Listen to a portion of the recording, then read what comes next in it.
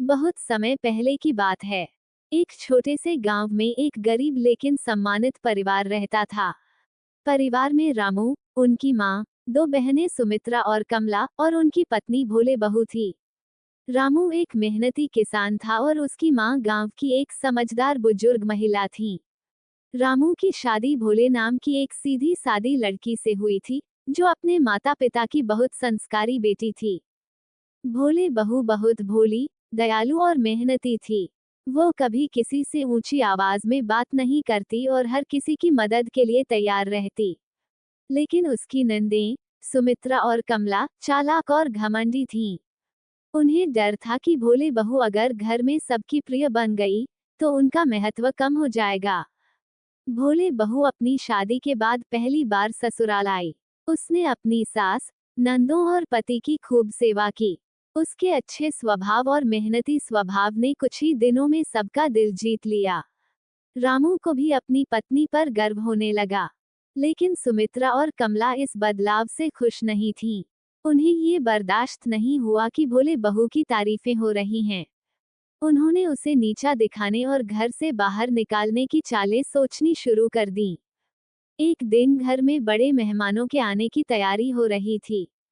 सुमित्रा ने योजना बनाई कि वह भोले बहू को बदनाम कर देगी। उसने जानबूझकर चावल का घड़ा गिरा दिया और चावल चारों ओर बिखर गए। फिर उसने चुपचाप जाकर अपनी माँ से शिकायत की, माँ, देखो, भोले बहू काम करते करते कितनी लापरवाह हो गई है।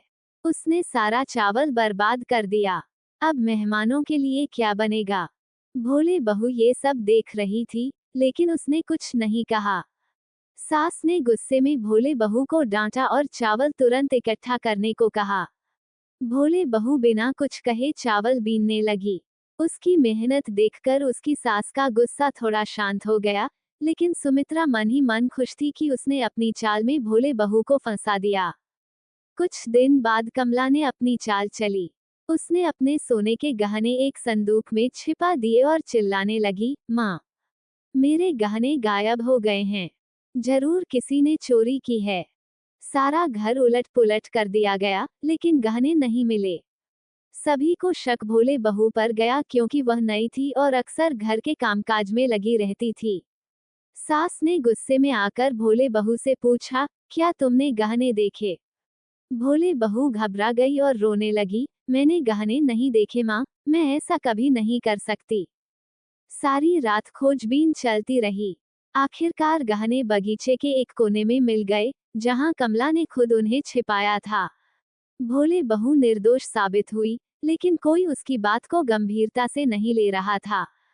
भोले बहू को अब समझ आने लगा था कि उसकी नंदें उसे घर से निकालने की साजिश कर रही हैं। लेकिन उसने सोच समझकर कोई प्रतिक्रिया नहीं दी। उसने अपने काम में और भी ज्यादा मेहनत करनी शुरू कर दी और अपने स्वभाव को नहीं बदला। एक दिन गांव में एक बड़ा आयोजन होने वाला था। रामू की मां ने सबको तैयारियों में मदद करने को कहा। सुमित्रा और कमला ने बीमारी का बहाना बना लिया ताकि उन्हें काम न करना पड़े। सास ने निराश होकर कहा, अब सारा काम कैसे होगा? भोले बहू ने तुरंत कहा, माँ, आप चिंता मत करो, मैं सब संभाल लूंगी। भोले बहू ने पूरे आयोजन की तैयारी अकेले संभाल ली। उसने खाना बनाया, मेहमानों की सेवा की और हर काम समय पर पूरा कर दिया। गांव के लोगों ने उसकी तारीफ करते हुए कहा, रामू की पत्नी तो सच में लक्ष्मी है। ऐसी मेहनती बहू किस्मत वालों को ही मिलती है।